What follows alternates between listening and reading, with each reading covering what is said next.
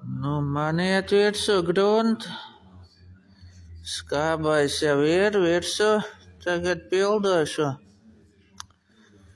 Tās vietiņas, kur ir caurumiņi ar akmeņiem izsists no šķembām, tādi maziņi punktiņi. Tos nevajag aizšpaktelēt vai aizgruntēt. Tās vietas jāslīpē ārā līdz plikam bleķim. Visur, kur ir tie punktiņi, caurumi. Jo 90% gadījumos tur apakšā ir rūsa zem tiem caurumiņiem.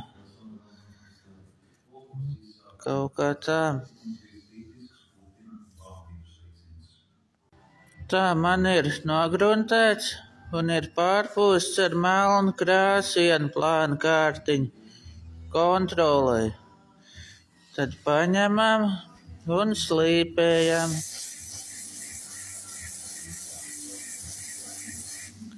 Un redz, tā melnā krāsa parāda, kur ir buktīts. Jāslīpē tik ilgi, kamēr viss ir forši.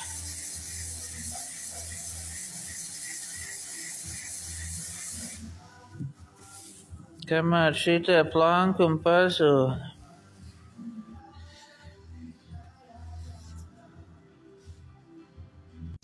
Tā noslīpēts ir, bet tas vēl nav viss. Tā ir rupjā slīpēšana. Tagad viņš ir jānotīra viss. Un otru reizi jānopūš ar to melno krāsu. Un tad jāslīpē ar smalko.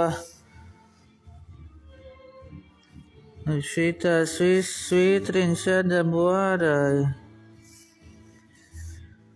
Šitas būs sudrabīšs, un sudrabiņam baigi smalku vajag sagatavot. Man nepatīk sudrabu taisīt. Baigais čakars. Pirmkārt jau krāsu piemeklēt, tas ir praktiski neiespējami, tā lai neatšķirtos. Un otrkārt baigi smalki jāsagatavo. Un treškārt krāsot arī jāmāk ir sudraba. Tur nav tik vienkārši. Paņem tā.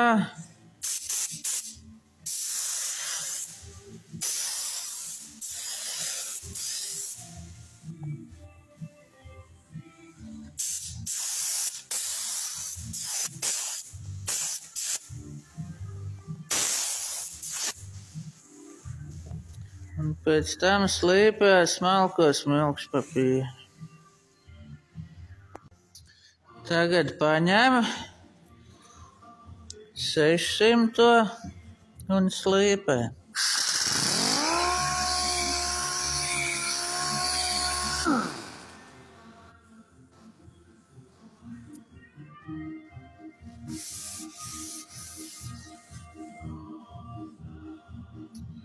Kamerā īsti neredz, bet jāslīpē tik ilgi, kamēr pazūd viss tās švīgs no iepriekšējā smilkspapīra.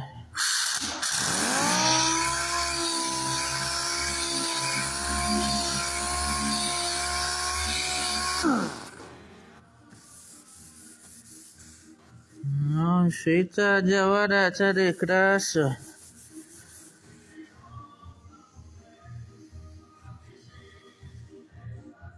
Tā lielā virsma ir noslīpēta slīpmašīna. To ņemam malā. Un tagad ņemam šitādu 600. Slīpējam kantīcīs.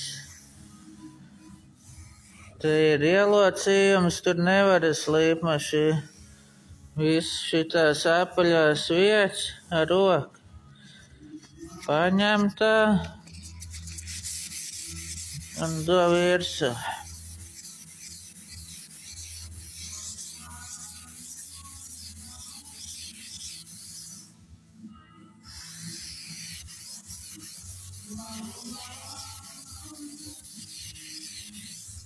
Un tā viņš veidojās. Ļoti skaisti.